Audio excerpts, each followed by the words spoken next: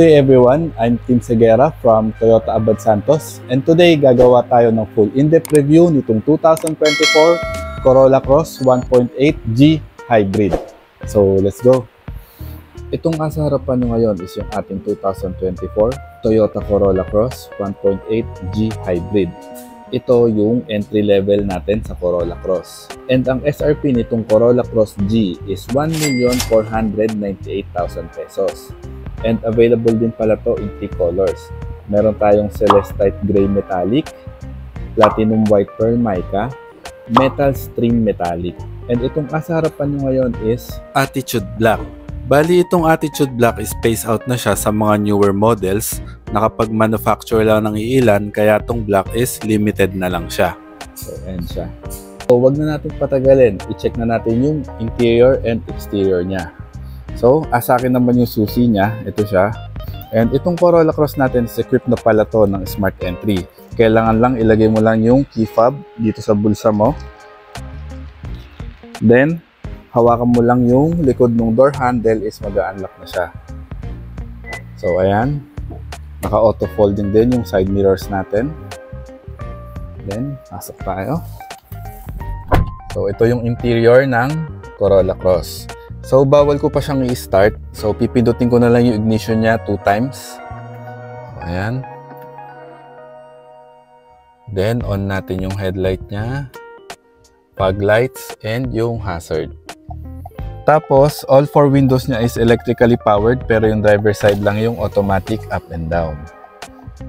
Then, buksan na rin natin yung engine bay niya and itong gas cap. So, check na natin yung exterior niya. Ito yung engine ng Corolla Cross natin. It is a 1.8 liter inline 4-cylinder engine, 16-valve, double overhead cam, chain drive with VVTi hybrid. And yung transmission nito is CVT and it produces 98 horsepower at 5,200 RPM and 142 Nm of torque at 3,600 RPM.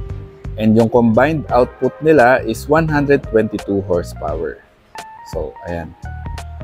Dito sa harap is naka full LED headlight na tayo, naka projector headlight siya. Then ito yung daytime running light natin and signal light. Sa Corolla Cross, yung G variant lang natin yung naka-projector na LED. Kasi yung V and GRS variant natin is iba yung headlight nila. Then ito yung na-change sa kanya is yung grill niya, naging honeycomb pattern siya. Then ito, meron tayong lines dito and yung badge ng Toyota natin is color blue na siya. Then yung fog lights natin sa ibaba. Ayan. Then, ito yung front ng Corolla Cross. Then, dito naman tayo sa side niya. Itong wheels natin is 17-inch na alloy wheels siya. And yung tires niya is Bridgestone. And yung tire size niya is 215 by 60 R17. And naka-ventilated discs tayo dito sa harap with ABS. Then, yung turn signals niya is integrated na rin. Nandito na siya sa side mirror. Then, meron tayong HEV na badge dito. Tapos, yung sa V and GRS variant natin is meron tayong 360 degrees na camera and paddle lamp. So, dito wala siya. Tapos, meron din tayong built-in na dashcam. Then, wala tayong camera for Toyota Safety Sense. So, yung higher variant niya, meron siyang Toyota Safety Sense. Then, ito yung side nung Corolla Cross. Tapos, dito naman sa likod is naka-solid discs tayo na brakes. Ayan siya. Then, dito sa taas is meron tayong fin type na antenna. Tapos, third brake lamp and built-in na dashcam dito sa likod. Tapos, meron tayong rear defogger, rear wiper, meron din. Tapos, LED din yung taillight natin. Tapos, yung turn signals and yung reverse light. HEV logo. Tapos, yan yung reflector natin. Magkabila siya. And meron tayong back sonar. So, ayan. 4-eye siya na sonar. And nakikita nyo, ayan siya. Ayan. Then, dito naman tayo sa kabilang side. So, dito sa higher variant is meron siyang parang courtesy light dito. So sa G variant natin wala. Then yung fuel tank capacity niya is 36 liters. So ayan, hindi siya diesel so gasoline siya. Tapos check pala natin yung likod niya. So dito sa likod is meron tayong cargo light, tapos yung spare tire natin is full size, then andyan din yung tools. Tapos itong seat niya pala is na-fold siya 60-40. So pwede mo siyang i-fold. Ayan. Fold natin pareho. So ayan siya. So sobrang laki nung cargo space niya, lalo na pagka naka-fold siya. Ayan, meron din tayong mga anchor points dito. So pwede kang mag-hook dyan. Then yung V variant natin in GRS is meron siyang tonneau cover na pwede mong hilahin dito para hindi kita yung mga nakalagay mong gamit dito. So ayan siya. Then yung sa V and GRS variant pala natin is naka-power tailgate siya and merong kick sensor. So dito sa G variant is wala pa tayong power tailgate.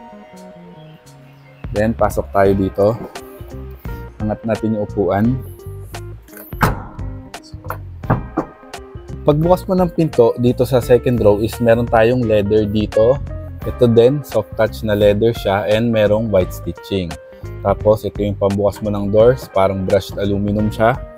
And ito, cup holder. Tapos yung window controls mo. Then speaker. Then ito yung fabric na seat natin. Tapos meron tayong center armrest. Ayan, with cup holder. Tapos yung headliner natin is black siya, LED na dome light. Tapos meron tayong dalawang aircon vent dito. So ayan.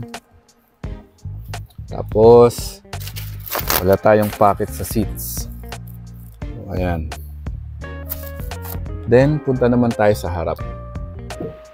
Ayan. Dito naman sa harap, pagbukas mo ng doors is andito yung ating window controls, window lock, door lock, side mirror controls, and power adjustable siya and power retractable.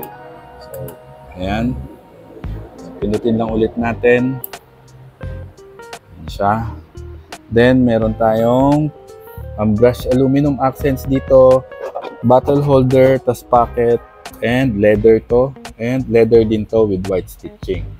Tapos, naka 8-way na manual adjustable tayo. So, ito yung seat height natin, pang recliner, then ito yung pang move ng seats front and back.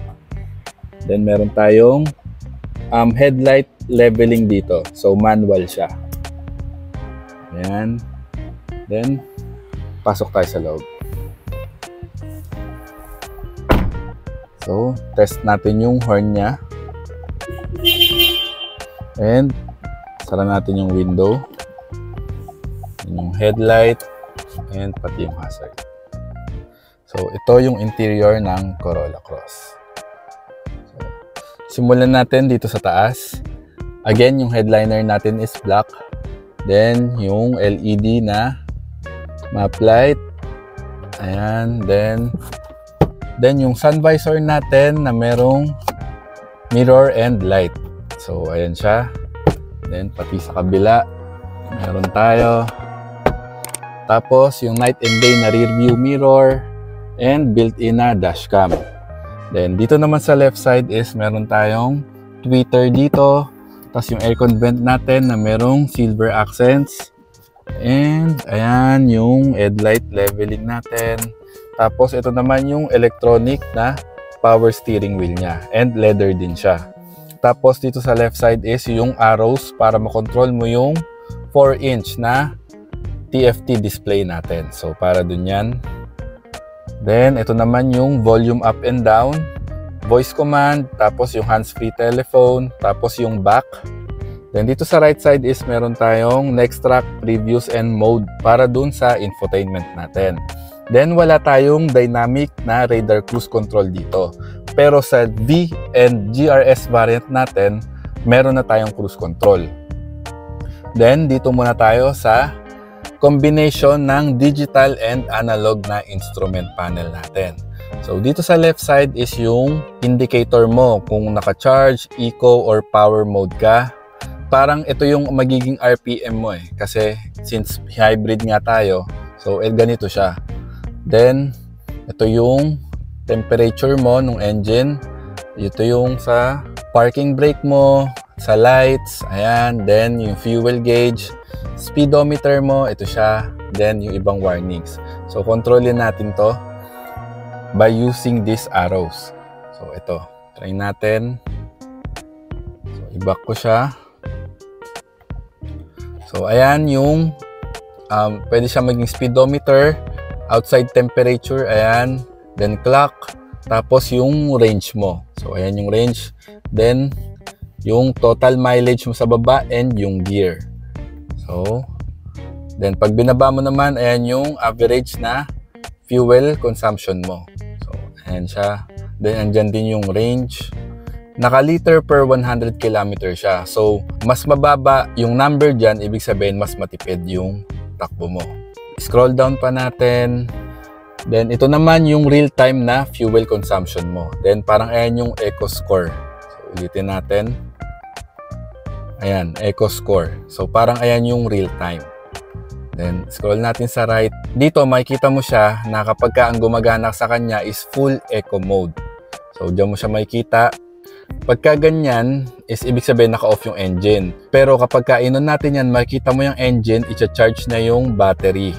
So, basta may lalabas na mga arrows dyan. So, ayan. Then, makikita mo rin kapag ka naka-full EV mode siya. Then, pagka kailangan niya ng mag-charge, dyan, lalabas dyan. Then, ito settings. Ito yung mga sonar mo.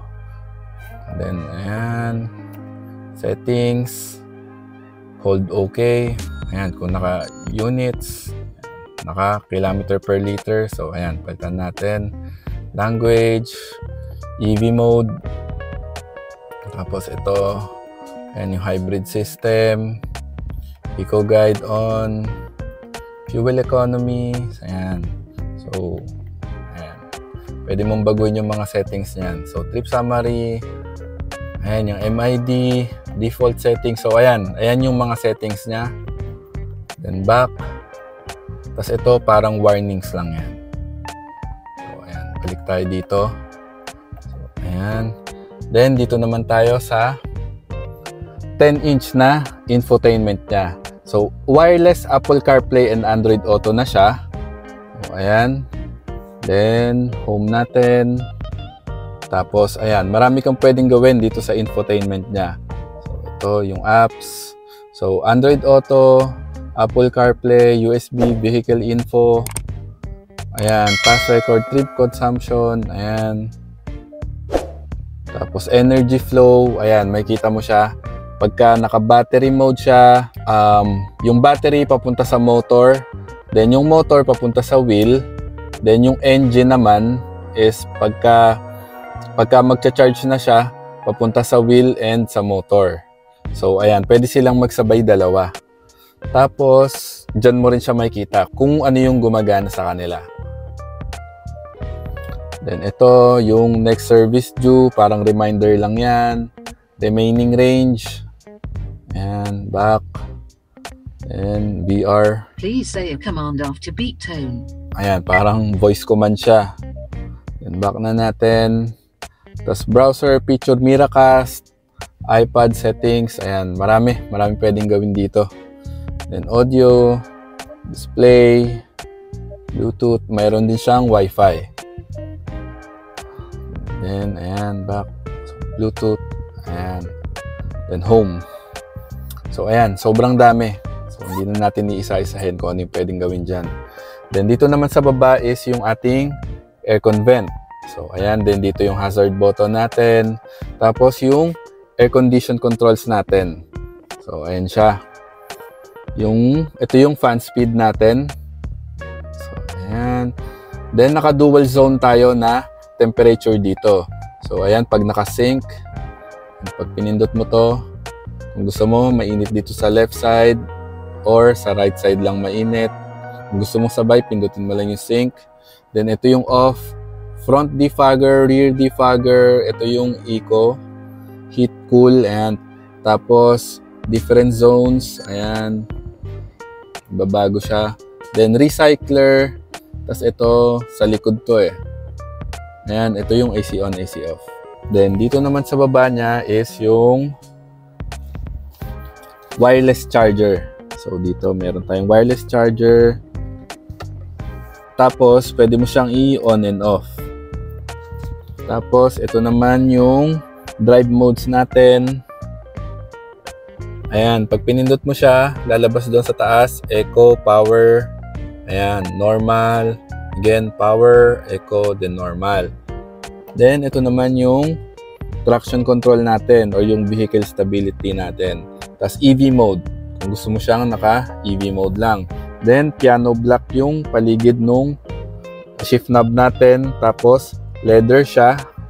And, merong stitching dito. So, try natin siyang lagay sa reverse. Ayan. Meron tayong reverse camera. Then neutral, drive, and yung B. So yung B natin is parang ayan yung engine brake natin sa mga hindi hybrid. So parang yun yung function niya. Then dito meron tayong auto brake hold, tapos electronic parking brake, and dalawang cup holder. Tapos meron tayong center armrest, fabric siya. And meron tayong USB na Type-C and 12 volts na power outlet. Ayan. Then, ito yung storage. Malalim naman siya. Then, yung seat natin dito is fabric. Tapos, leather dito na may white stitching. Tapos, merong silver accents dito. Ito, plastic. Pero ito, leather siya. Soft touch leather. Then, open natin yung compartment niya. So, malalim. So, ayan. Ito yung interior nung Corolla Cross natin. Tapos, meron pa pala tayong quarter panel na window doon. So, mas maganda yung visibility. I hope nakatulong sa inyo itong video na to. And kung nagustuhan nyo ang aking video, please do like, share, and subscribe para updated kayo sa mga future uploads ko about Toyota. For more inquiries, test drive, unit viewing, and kung buying kayo ng any Toyota units, i-message or call nyo lang ako sa number na naka-flash dyan sa screen. So yun lang po, stay safe and goodbye.